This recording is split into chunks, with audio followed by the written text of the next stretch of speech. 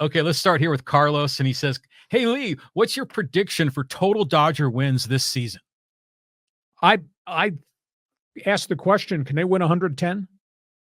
Now, everything has to fall in place. There have to be no major injuries. I think if they don't have anything catastrophic happen, they could be 110 and 52. Now, that being said, Mookie Betts has battled this, what's called norovirus, and this has not completely gone away. So there's a fatigue factor with him. Freddie Freeman had the rib cartilage issue flare again that he had problems with last year. Now, that being said, they do have an awful lot of talent. They got a lot of multiple players. But if those guys are out of the lineup for any chunk of time, then it's not quite the same lineup. But it's a really good team. In my heart, my head says 110 and 52 be phenomenal. I tend more to think 105 might be the peak, but that's still a phenomenal season. What do you project? It's just anything over 100 is a lot. Yes. And a lot of times we see World Series winners, that have like maybe 89 wins or so. The record's 116. I think that's the question. Will they beat that record? No, but there are some people that think the Dodgers can do no wrong. They're going to, maybe they'll stub their toe once or twice. They'll finish 162, so I don't know, 105, 110. It sounds, that's a lot, but it sounds like that might be conservative. Okay. I'll go for the 105 mark, although my heart said, man, wouldn't it be cool if they won 110? But that might be a bit of a reach because it is a grind of a season. Go ahead, John, next one. Okay, I'm going to do these. This is a two-parter. We'll start off here with Arnie. Love that Dodgers hoodie saw. And then David says, hey, nice sweatshirts, gentlemen. You should have done the show from Petco Park. Well, you can't do it in public because there's so much noise and there's so many things from a computer technical standpoint. It's really tough to take this thing out of the studios that Dixieline Lumber built for us. It's just really, really hard. But we're doing the best we can. And yeah, I think we look pretty good. And again, this is all John's fault because John sent a memo. It says, we're doing your baseball preview. We have to dress accordingly. And I knew Dude was going to wear Padre brown and gold. So I had to go get the other hoodie in the closet. And it just happened to be the Dodger logo. But that's because of where I came from and what I experienced the first time as a very young baseball fan that I'm wearing these colors. Yeah, you're legit, man. I mean, you were Long Island. Yeah, and it's weird again how you're a Cleveland Indian fan when you're living on Long Island. What was that about? Hell if I know. I hated the Yankees. I didn't like the Dodgers or the New York Giants. This goes back, and came from a baseball family, and I got hooked on the Cleveland Indians. I like Chief Wahoo. That was the cool part. But that's not a very politically correct symbol anymore. 1957, it hell was. They were winning. They won 111 games when I was a kid in one season with Herb Score and Rocky Colavito. And any of those of you who are transplanted from Cleveland, you'd identify with opening day. Oh, 1954, the Giants beat them, didn't they? That's right. And the Indians won 111 games that season, got swept 4 straight. That was the Willie Mays catch that broke the Indians' heart and back. Oh, that one where he goes all the way to deep center and the Polo Grounds. Yes, sir. 4-game sweep. Yeah. And the Indians in that era when I was growing up, they were always in second place to the Yankees, Bronx Bombers, Mantle, Maris, that whole 9 yards. But I was not a Yankee fan. I was a Cleveland Indians fan. So when the movie Major League came out and it was about the Indians, you must have loved that. Yeah, it was kind of cool. Yeah. It was. And I was there during the bad times when I could perceive, that kind of stuff was going to happen because the Indians became small market, small ownership, small budget, et cetera. Okay, let's keep going on. And let's go here to BDG. He says, golden age for the USA and Los Dodgers baseball. Dodger baseball is having a good run. I mean, they've had, 11 division titles in 12 years. You cannot argue with their methodology of doing business. You may bitch a little bit about free agency and all that, but Dodgers have done a really, really great job. And I think historically, you just have to look at their farm system and what they draft. They don't make mistakes. And they just stockpile pitcher after pitcher after pitcher. And they're all from the same build. If you look at every Dodger pitcher that comes out of their farm system, those guys are tall and those guys have tree trunks and legs. I mean, it's phenomenal what they've done. Now, they've got a lot of injuries. Dodgers opening day at home, they got 11 pitchers on the disabled list right now after last year's catastrophe, but they're so deep. So that's a pretty good team, pretty good organization. I mean, imagine if you were one of those hot prospective pitchers for the Dodgers. They got all those guys, like Stone and what was it, guys like River Ryan, Yes. that are in the waiting wings. But that depth chart is so deep, they may never get a shot. And so it makes you wonder, would they rather be in a different organization, like the Cleveland Guardians, and maybe they might be on the opening day roster, but they're like at the back of the bus when it comes to the Dodgers. But most of those guys got drafted, pitched well, got hurt. All those guys you mentioned, you didn't mention Emmett Sheehan. Oh, yeah. I mean, there's like 5. Dustin May, although he's on the major league squad. Yeah. There's at least 5 more of those hot young prospects that are on the DL that are recovering from elbow and shoulder surgery. Michael Grove is another one, et cetera. So those guys are all going to probably sit most of this year and won't be part of this thing, but they were drafted and they're going to get their opportunity. Wow. That's they just have all this talent like stacked up in AA and AAA. You remember the day that we did a full screen, expanded screen for all the viewers. We posted all 23 pitchers in the Dodger Major League roster and the AAA who had pitched for this club and had success. 23 guys in one organization. Now, a whole pile of them are coming back from surgeries and are not going to pitch this year, but 23, that's phenomenal. Yeah, and then you got Shohei Ohtani, man, who could win a Cy Young. He's just kind of hanging around, waiting for an opportunity. And Kershaw's coming June 1st. Yeah, exactly. I mean, this is just nuts. The whole thing is nuts. On we go. Thanks for the input. Okay, let's go here to Flegel. He goes, I'll bet against the third place Yankees. I think they'll wrap a new team around the Judge. Well, they can't. The ownership has told Brian Cashman, you're not importing any big contract. They knew Garrett Cole's, he's been gone a month. That's when the news came, end of season, Tommy John surgery. They have not been able to make a deal to get pitching because Steinbrenner won't allow him to take on more contracts. Their salary cap, their payroll is at $304 million right now total. So, I mean, they're over luxury tax already. So this is what they have. And I don't know, over 162 games, down as many pitchers as they are, and without having another big bat, Stanton is not there. They don't even know if he's going to play this year. He might be facing double elbow surgery. They need help for Judge, and I don't see where they're going to go get the pitching unless they trade away the entire farm system, and that might be the only alternative. But then you're trading away a chunk of tomorrow to try to be competitive today. So obviously, Flegel does not buy my theory. The Yankees are dead, and the Yankees are going to finish in third place. It seems like the thing with both New York teams, it's not whether or not they're going to win at all, because both fan bases know there are serious problems. I think the question is who's the better of those two, the Mets or the Yankees? I mean, what do you think? That's a good question. I mean, I see Yankee baseball as Judge against the world. I see Met baseball as Soto, Alonso, Lindor. But I don't think either one of them has enough pitching. Yeah. Well, Rodon is back for the Yankees. So I'm curious to see how he's going to be, because he was hurt, I think, was it last year? 2 years ago with the White Sox, he fell apart physically. But I thought he had some damage with the Yankees, no? No, he pitched pretty well for the most of last season. Okay, I'm confusing him with someone else then. Just like that? Yes, you do act confused sometimes. Thank you. Okay, we move on. Okay, and this is from Gary. And he goes, hey, nice ovation for Profar. Proud of the fans, and Trevor coming out to throw the first pitch was chills. Padres put on a cool show. It really is.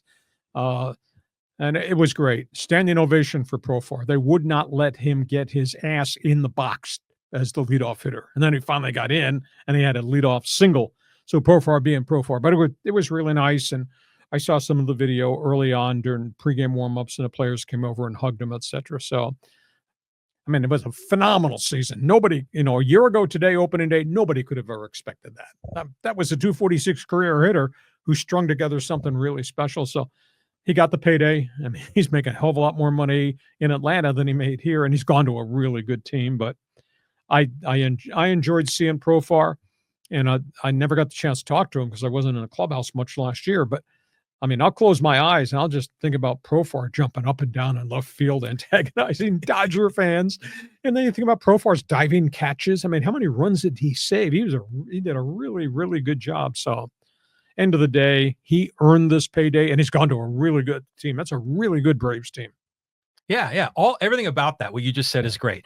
The standing ovation at Petco Park, the love the fans have for Profar, the jumping up and down, all of that is just wonderful. So, I kind of agree here with what Gary said, was chills, because I love the pageantry of opening day, and I love it when they announce and everyone gets to run out there, and even like the assistant to the equipment manager is out there on the line, and the massage therapists and these other team doctors and fitness consultants, and then you eventually work your way to the coaching staff, and then it's the non-starters, and then eventually it's Schilt, and he brings out his guys, and they all run out to cheers. I think it's great. Yeah, it's cool. And the electricity at Petco Park to me, has now become so different than virtually every other ballpark. There's just an energy at Petco Park. I've told you this before. As a longtime voice of the Chargers, I mean, that's where I made my name in the NFL. But there's an electricity come playoff time in an NFL stadium you just can't experience anywhere else. That electricity has been transferred to Petco Park. It is just electric to be in that yard now that's sold out, and to see everything going on around it. By the way, speaking of opening day and people lining in the first and third base lines, the introductions. Mm-hmm. What if we open against the Dodgers? What did you think that would be like on opening day? Oh my God. There'd be fists flying, man, out on the concourse. I mean, it'd be something. But hopefully we'll see that in the playoffs. Wouldn't that be great? And if you had to write up the script for Hollywood, you would hope they would meet in the NLCS, not the NLDS. By the way, did you enjoy my column on the Padres and receipts? My one man's opinion column on my website. Yeah. Hey, if you haven't read that, you need to go to LeeHacksawHamilton.com. Just scroll back to yesterday, because I posted a different column today. Today's column was about opening day flashbacks and what it means to me, which is a kind of a historical thing. If you're an old-time baseball fan, you like that. But go back one day in the archive and get yesterday's column. I think the headline was, Padres, you owe us. You owe us, exactly. And at the end of the line, it said, I have these receipts you owe me from what happened at the end of last season, 24 straight scoreless innings. Brutal. I mean, look, I thought the column was great. Well, it is good. It was an excellent take. I enjoyed it. But it just, isn't it weird again? So as fans, we're just so emotionally connected to this. Yeah, damn it, they owe us. You guys put us through hell as fans. I'm writing a column, and I'm trying to figure out, because I write the stuff in the evening and then we post it. I'm trying to figure out, Gary, how can I say this without saying they choked away the playoff series with the Dodgers? But in essence, I thought they did choke it away. And then it dawned on me. The word of the day, Sesame Street program, brought to you by the word of the day, receipts. And I wrote right at the end of my column, yesterday's column, Wednesday's column on the website, I have receipts you owe us for last year. Hacksaw has the receipts. And I sent that column to the Seidlers and to AJ Preller. And Seidlers responded and said, thank you for your interest in baseball. Didn't say they agreed, but thank you for your interest in baseball. So that was I love opening day. Okay, let's move on. Great. It's opening day is fantastic. Should be a national holiday. Now, this is an interesting drop here. This is a name you'll remember. It's this Dan Sileo. Oh, yeah. From the Dan Sileo show. He says, hey, it's great to see you on here, Hacksaw. Come grab a beer at Cheetah's with your boy Big Sill sometime. Coach Quintera came with me last time. Well, all you need to do is invite. You get the email address through my website. Send it, and we'll go from there. I don't know if the other partner I have would agree with me going to Cheetah's, but I guess anything is humanly possible. That's beyond having a cup of coffee with John to go at breakfast. Dan Sileo. He's got a follow-up here. Let me get it in. He goes, my prediction for the Dodgers season is that 200-plus fans will get kicked out for fighting and throwing bottles at the field like children by the All-Star break. Yeah, but this is coming from somebody that's a Philadelphia Eagles fan. So what, you would expect that take. Thanks, Dan. Okay, we move on. All right, let's go here to Chris. He goes, hats off to Mookie Betts for demanding to be in the lineup today. By the looks of things, he was lucky not to slip through the drain in the shower this morning. Well, when the story came out, the Mookie Betts had gone from 175 pounds to 157. And he could not practice. And when he practiced, then he got fatigued. I just don't know from a wear and tear body standpoint how he's going to hold up to 162 games. They may have to spot him and play him in different roles, and maybe not play him at shortstop every day, maybe play him twice in a 3-game series and let him DH, or maybe you have to rest him. Because the one thing you don't want a reoccurrence. You don't want this problem to stay and linger with him, because he spent 2 weeks sick. He could not eat at all. And when he ate, then he got sick. So, and again, baseball, I mean, that's a wear and tear factor, John. That is quite a struggle. Yeah, he lost approximately 1/7 of his body mass in 2 weeks. I mean, they were saying he was throwing up. He couldn't take in any normal food. So I feel bad for the guy. I'm surprised that he's pushed himself to get back. I just kind of wondering if he's gonna have it all in him, or is he gonna ground it out in the infield and run to first base like Manny Machado? He doesn't have if he doesn't have the power, and if he gets fatigued. So they're gonna Dave Roberts, and they'll do it. Great training staff. They will monitor and try to help him along the way. But he talked himself in because it is opening day and because he's a baseballer. He's a big time baller. That's who he is as a person. He's a really fine player. And talked to him one time when he was in Boston. He's a really good guy, and he's just a stand-up citizen. He wants to be in that lineup all the time. I remember Red Sox fans were just so bummed when Mookie left and then when Xander left, just as people, regardless of how good of a player they are, they were both quality guys, and they were sad to see him go. Exactly. Okay, Chris, thanks for being with us. Next one, Fans Forum. Okay, let's go to Joe. And he says, hey, surprised about Saw's prediction for the Twins finish. Minnesota radio talk shows think they should finish first if Correa, Buxton, and the rest can keep healthy. Go Twins. I just don't think they have enough pitching. And please tell me, where are the bats going to come to surround Correa? Buxton's a pretty good player, Joe, but Buxton's had a lot of injuries. I mean, he gets dinged a lot. I guess I'm biased. I don't like the pull ads. They're trying to sell the thing, so they tear the thing down from a budget standpoint, and they put a really young team on the field. I don't know. Detroit's been building towards this. I think Detroit's in a better situation right now than some of these others. So, division's weird. Division's really weird. Kansas City, maybe they should be getting more love. I mean, Bobby Witt's a hell of a player, and Kansas City's rented a lot of starting pitching, so maybe you feel that Kansas City has positioned itself. But boy, I like Skubal, and I like the reemergence of Jack Flaherty and the other young pitchers they have, and they got all these young everyday players in Detroit that have kind of force-fed through all the losing. They got pretty good last season until they ran out of arms. So this bears watching. Central Division's kind of a wide open thing, but I don't think Minnesota's got enough. Yeah, it is wide open. I mean, there's one division. You don't have the Dodgers in there or any of the big time teams. So yeah, why not the Twins? But you'd have to roll back the clock really to the Kirby Puckett era when they were significant. Seems like they always sort of by default win the AL Central, and then they get knocked out in the first round of the playoffs. Well, they had Puckett, and they had Gaetti, and they had Herbeck. I mean, it was a phenomenal group of players, cornerstone guys, really good players. But to me, ownership has always been a problem in Minnesota. Nickel and dime stuff. And when Carl Pohlad ran it, he kind of ran it into the ground. They lost a lot of credibility along the way. So we'll see. I spin back, Joe, to my original statement. Just don't think they have enough. We move on. Okay. This is a good example of the evil empire of our Dodger friends. And this is from Hala. He goes, the Padres organization hired an openly racist player in Gurriel to spite the only player who showed up that scoreless run. And the fans wish death on Sasaki and Yoshi by tsunami. Good luck not winning. I'm not quite sure everything that he's making comments towards. I'm kind of dealing with the roster and the player acquisitions. I'm not dealing with past stupidity.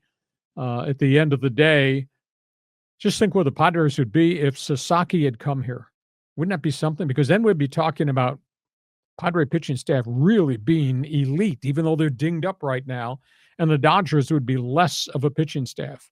If the Dodgers had not gotten Snell and Roki, then in all honesty, the Padres and Dodgers would probably be on even Steven grounds, but that's not the case right now.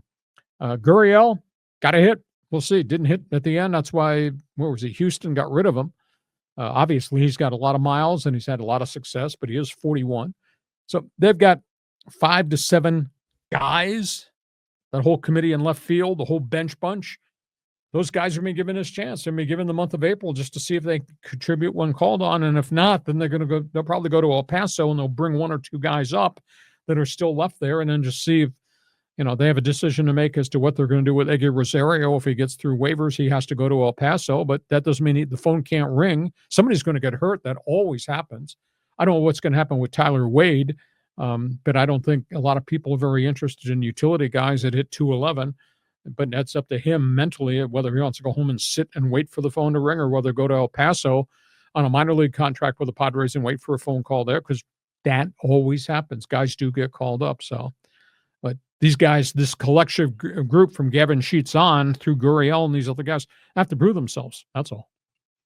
You're such a pro, man. You could take kind of an oddball question like that and spin it into something. But that questioning is a good example of some of the smack talking on your Instagram page. Oh yeah, amongst the Padres and the Dodger fans. It's okay. And there's just a bunch of that kind of stuff going on. But yeah, some guys go a little bit too far there. Okay, let's go down here. We'll talk to Richard. He goes, love watching Hacksaw on YouTube. I generally like his info and takes. He's actually interesting in a sea of sports talk sludge. It's not what it used to be. Actually, I was thinking about that this morning. We used to get so amped when we were all doing sports talk on 690 and 1090. We got so excited, and we had such good guys who had such diverse opinions, and we're all coming at it from a really different angle. Some of us really smart, and some of those guys out there really stupid, but no names. But we had a lot of good fun. We always loved opening day, and I kind of miss some fragments of it. I thought today, shoot, I shouldn't have to be here with this guy today. I should be down there sitting on press row, but we had a podcast to do. So therefore we elected to do this rather than go to opening day. But the fact that all the games are on TV is so cool. And I will say this with the Padres, they worked a deal. This hasn't gotten a lot of ink. They've worked a deal to put 10 of their Saturday games during the season on free TV. Obviously the Padres are on Spectrum and on Cox and pay TV, etc. But they worked a deal where they're putting 10 of their games on Saturdays are going to be on CBS 8 or CW6. Free. Normal TV. Not a hell of a lot of people. Now, they got some money out of the deal, obviously. The company that owns CBS 8 and CW6 paid a fee, but we're going to, for the fans, are going to get access to 10 Padre games on Saturday, which is, I think that's kind of cool. Yeah, that sounds about the as a kid growing up in the 70s, that was about as many TV games we got to see for the Giants as about 10 a year. On black and white TV, yeah, exactly, on black and white TV. But it's cool that they're doing that, But I just want to take what Richard's angle here about love watching you on YouTube. And I thought he was making reference to me in sludge. Well, yeah. Well, there is a lot of sludge out there, but I think it's important because in the 90s, when I first experienced you, like I told you, I was blown away. I mean, there was nobody that did sports the way you did sports. And that was before the internet, but ESPN was a shell of what it is now. And you literally blew me away. And the fact that we're doing this podcast together is kind of surreal for me every time I get behind the microphone with you. But now, because of YouTube, I think people my age are now reconnecting with you. And I think there's a whole new generation of people that are being exposed to you. And there are a lot of haters like, who is this old man? Who is this guy? You see some of that like on TikTok. But they're going to see you as well. And you stand out. You are different than 99% of the sports news media. Tell you what, we have so many followers on live stream. I'm not quite sure how this all works. Maybe John in 15 seconds or less can just explain it. How can all the followers on live stream who enjoy this podcast either live or when they watch it at their convenience, how can they help us? How do they help us promote the quality of the content that we're presenting? Whether they agree or disagree with every topic on the table does not matter, but how do they help us? Well, there's 4 things. It's always the 4: like, follow, share, and subscribe. So liking and following and subscribing, that's easy. You just click on a button, you're done. But share it, just share the post. And if it's not sharing the live stream, why not just share some of the video clips or some of the short 1-minute videos that we have all over social media? And giving us a thumbs up and giving us 5 stars, that's huge, is it not? Yeah, the thumbs up, what all that does is it kind of helps the algorithm. And so when they see that you're liking it, then they begin to recommend the show to other people that have interests similar to you. And the 5-star rating thing is in Apple Podcasts.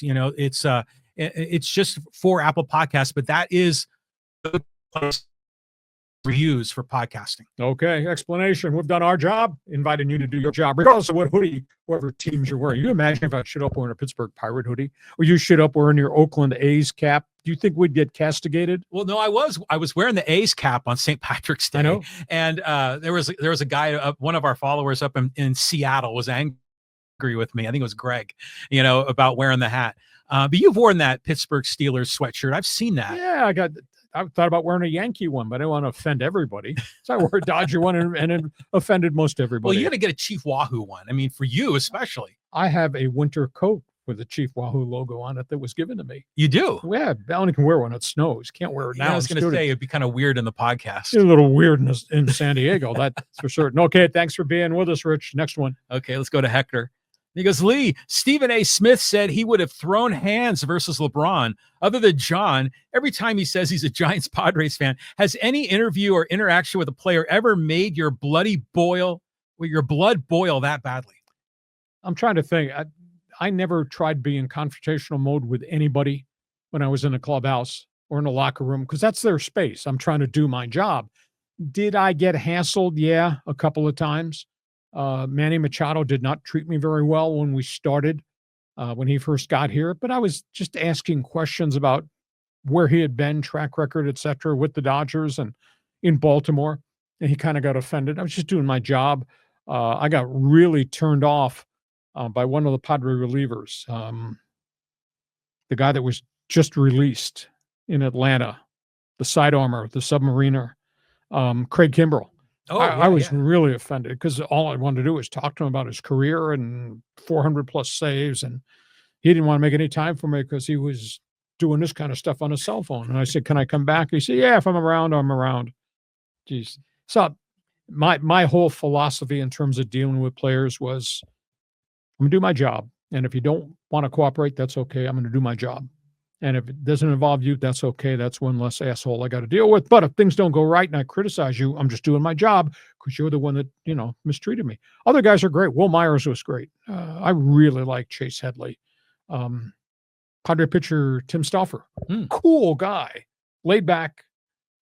You're not supposed to talk to pitchers the day they're pitching. And he stopped me in the hallway. One of the PR guys went crazy. He said, you're violating the rule. I said, not violating the rule. I said, he stopped me. He said, I'm not interviewing him about baseball. We're actually talking about buying a house.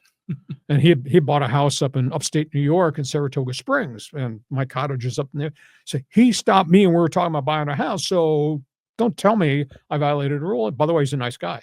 So I got along with most of them. Got along with all the managers for the most part. I thought Pat Murphy was kind of weird because he was an interim manager and got thrown into a situation he didn't seem comfortable. And it wasn't like we were going after inside controversial stuff, but crap, he didn't want to answer questions about pitching injuries. And he finally said, guys, I'm going to have an assistant general manager talk to you about pitching injuries. And so he had the assistant general manager, is a really nice guy, Fred Ullman, just retired, been in baseball forever. His dad was an exec with the old Orioles during their first heyday. So Fred would sit in the dugout before the game because Pat Murphy would answer questions for 10 minutes and he'd walk away. And Fred take his little piece of paper out and it'd update us on what pitcher was in rehab and what he was doing, et cetera. And he got done. He looked at me and he said, Fred, you have a good voice for the BBC. So I tried to get along with most everybody, but sometimes when you're a talk show host, you have to say things because something happens in a game and you question this, that, and the other, but I got along with all of them. And the gem of the guy was, somebody asked me this morning, who's the best you've ever dealt with in San Diego from a Padre standpoint? It was Tony Gwynn. What an unbelievable human being he was. Oh, yeah. Always had time to answer baseball questions or fun questions or scream at me across the clubhouse. Hey, Hacksaw, get over here. So for the most part, I've enjoyed all of it. And some of it was a little rocky, but that comes with the territory of who I am. Yeah. I mean, because you have very little filter, and so you will sometimes probably bad. upset guys, But this is an interesting opportunity to segue into something, because we're talking about confrontations between, sports media and players. You were the colleague of Jim Rome when Yeah. he got nailed by Jim Everett Yes. on television. Take me through your whole take on that situation. That's a different topic for a different day. We wouldn't want to eat up a lot more time, but Rome was always yapping and always had these cool angles to things, quote, his takes.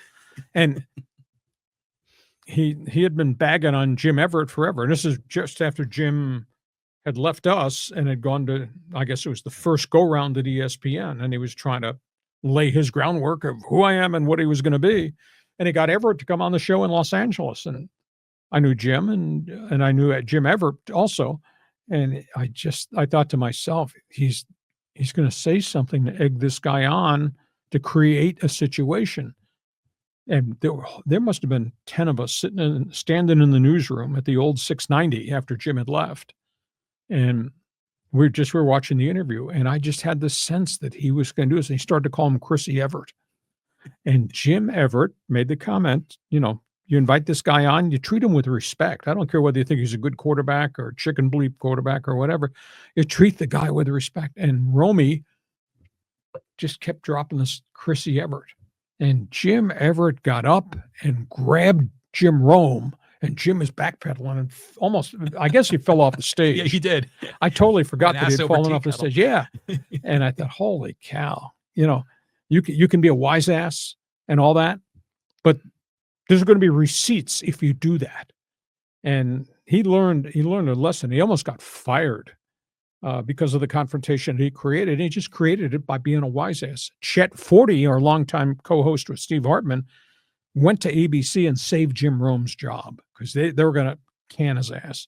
And it's too bad. I think Romy learned a lot, but that stuck with him forever and ever. The anniversary of that was just a couple months ago. And I saw a clip on TV. I said, oh, yeah, I remember that. But a whole bunch of guys in the newsroom were cheering. Those guys became Jim Everett fans that day because Romy was great. I mean, we all have different shtick, and it doesn't matter. It doesn't matter to me I don't care what anybody thinks, etc.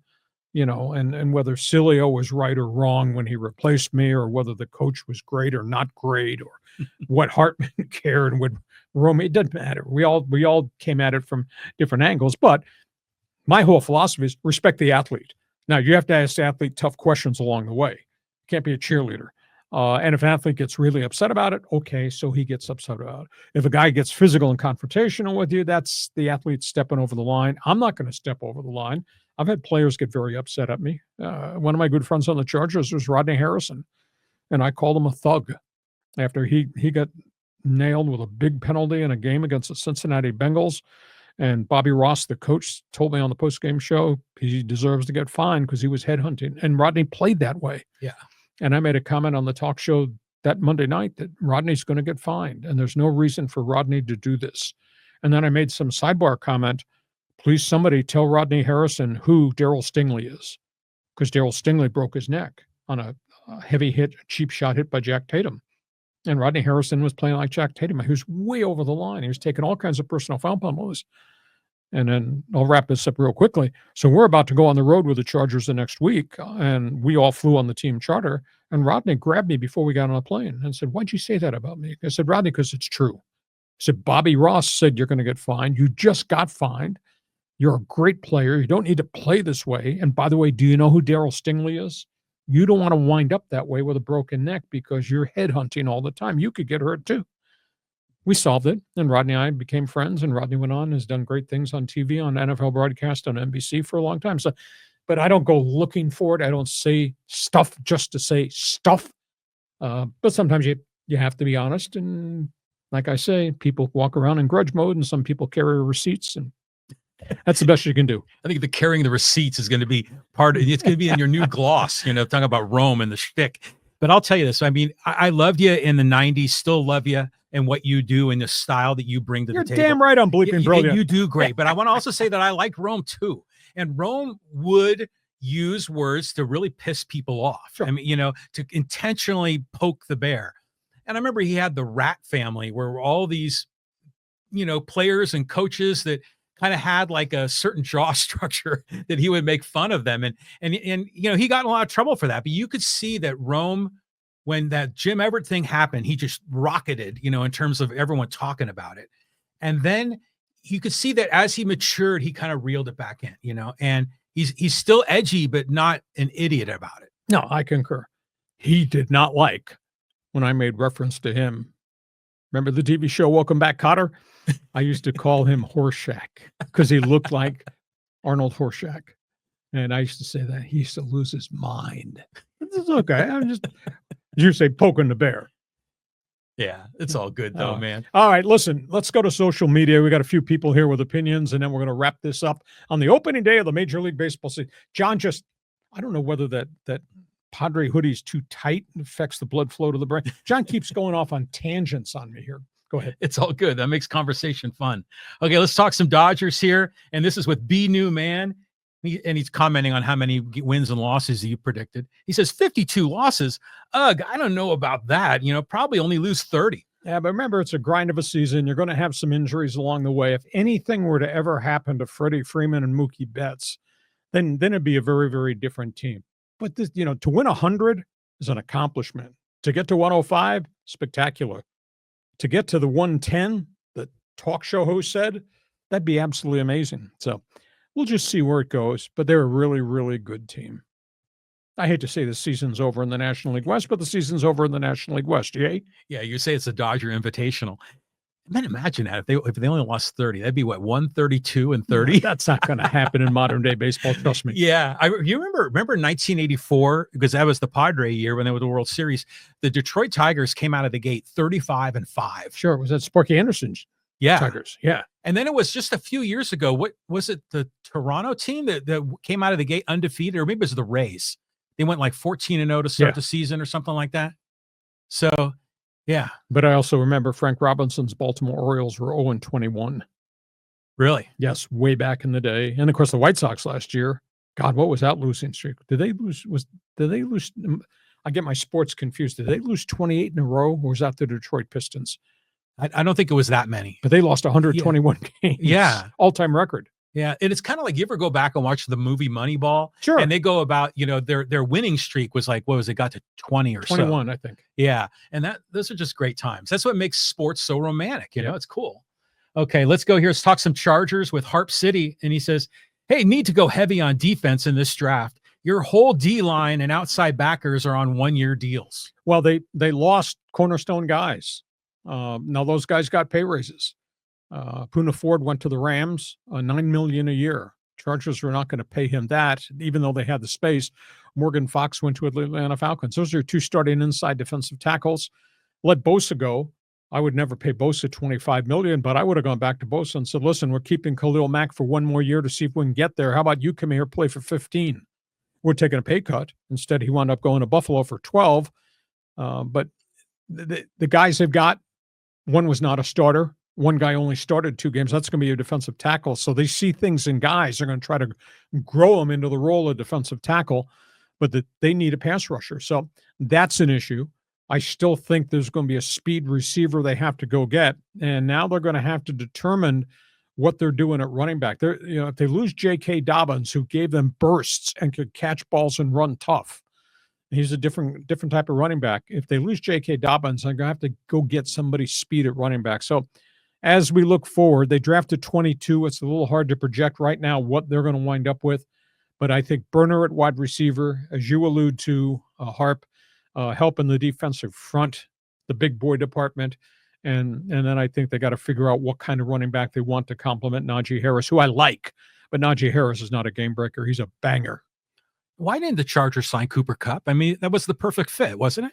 Yeah, but Cooper Kupp went for 3 years, $45 million. Okay, so they just didn't want to pay that money. No, and he's 32, and he's had injuries 3 years in a row.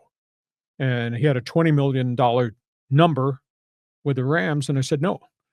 And Rams didn't even attempt to keep him. I think the injury factor and the age had a lot to do with it, but he goes up there for $15 million a year. He's going to be one of the guys for the Seahawks. Got to stay healthy. It's kind of cool. He's going home. He went to Eastern Washington out in Spokane. I think it's a great story, dedication, success, and opportunity. So I'm hoping this. I talked to him one time. I like him as a player. I think he's a gamer. I think he's a little bit of a leader. So I'm hoping it works for him up in Seattle and the Pacific Northwest. I don't know that they have enough talent on that team right now, but that's why the Chargers didn't go get him. The price was way too high. He would have been good, but I don't think he's the kind of burner they want. They what they need is a terrorist. I'm talking about a excuse the expression. I just love the vocabulary. It's great. They need 4.3 Yeah. who can run and catch, not be Quentin Johnston.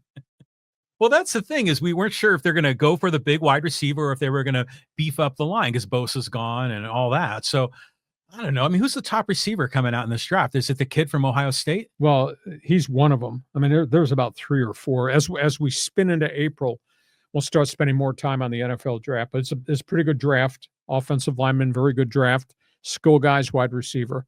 Phenomenal draft at the top of the draft in defensive football players. But the Chargers are drafting 22. So who knows who's dropping down for them. Yeah, okay. Okay, next one. Next one. Okay, let's go here, talk a little Padres.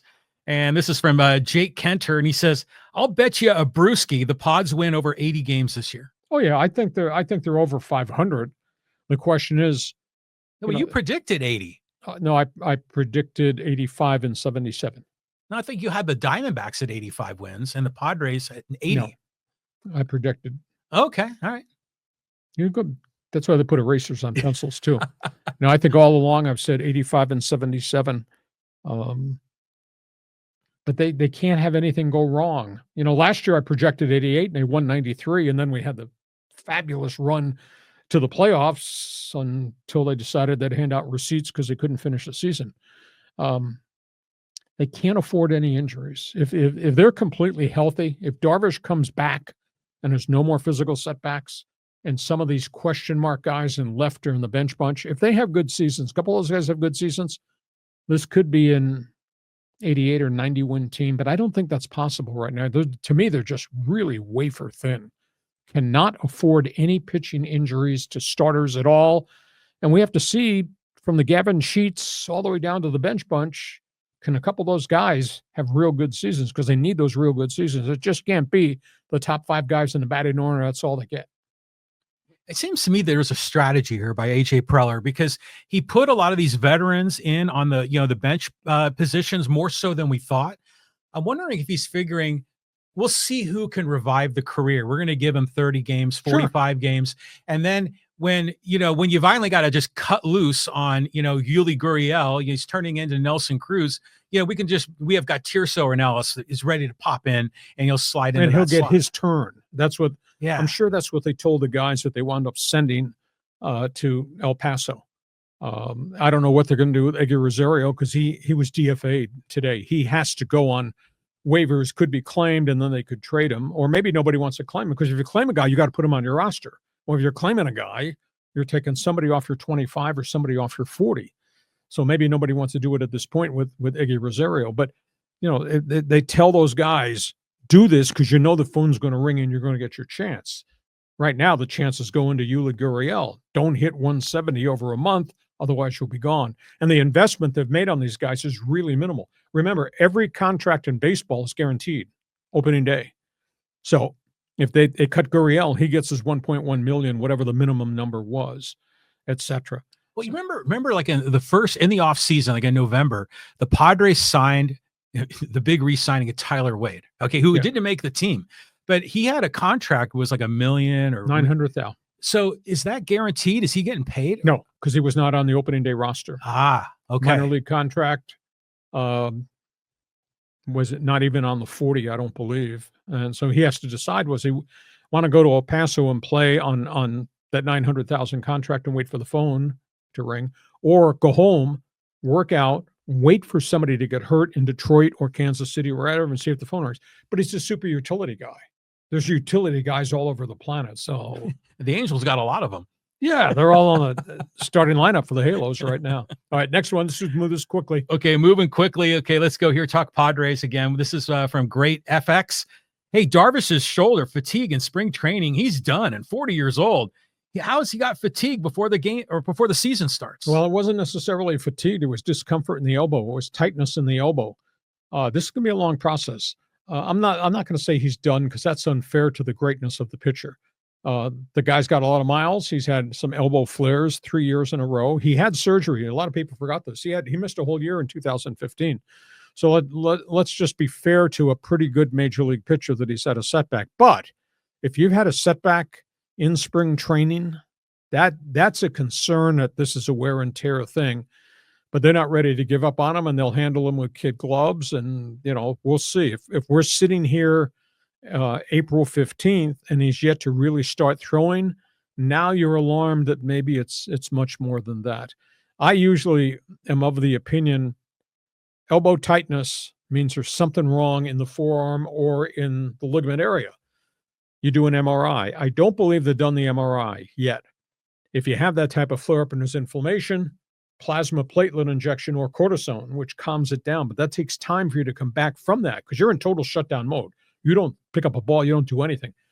So we don't know that they've done an MRI because they haven't answered that question. I don't think he's had an injection yet. But usually if they give you an injection and it doesn't take, that means it's a much more severe problem. You know that there's an old baseball term for that, the pitching coaches use, and it's dead arm. Well, dead arm is normally about shoulders. Oh, it is? Yes, Okay. This is about this. Because I thought dead arm was sort of like this generic term that just meant that there was something wrong, and now scientifically we know. But you're saying it's specific to the shoulder. Yeah, pretty much. It's interesting. It's fatigue. It's tendonitis. Sometimes dead arm leads to rotator cuff. Sometimes it's bicep. Again, we're talking about guys throw a lot of force. Guys throw a lot of different pitches. The guys throw a lot of stress on their arm. So that's the rationale. But this dead arm is different than what's going on down here. Oh, okay. Here we go. A little orthopedics going on here on the podcast. I did not cut class that they taught medicine at Ohio University. Biology class. Okay, let's get it. Here's just another kind of fun one. And this is from Grand Pony Amnesia. He says, hey, admire that an old coot like Hacksaw being a total boss on social media. Much respect. Oh, old coot. Come on now. This is called experience. This is called expertise. This is called knowledge. This is called bleeping brilliance. I had to teach myself how to use all the social media stuff because I don't have a 12-year-old living in my house anymore. I learn as I go in terms of, I call him. I said, John, I got this problem with this computer. He says, asshole, turn it on. It won't go on. John's explained a whole bunch of things to me about that technology, but no, it's a new thing. The most amazing thing, and I tell people this all the time. I told him this the first time I met him. Me doing this is really kind of cool. You're talking to a guy who's on social media everywhere. I think John's got us on 10 different social platforms. Mm-hmm. This is also the guy that's got a Royal manual typewriter in his garage on his shelf that would still work if I could find ribbons for it. So this is new breed, old school. It is, and this is the beautiful thing about this. Because, I had started up my own podcast and we got connected by a mutual friend.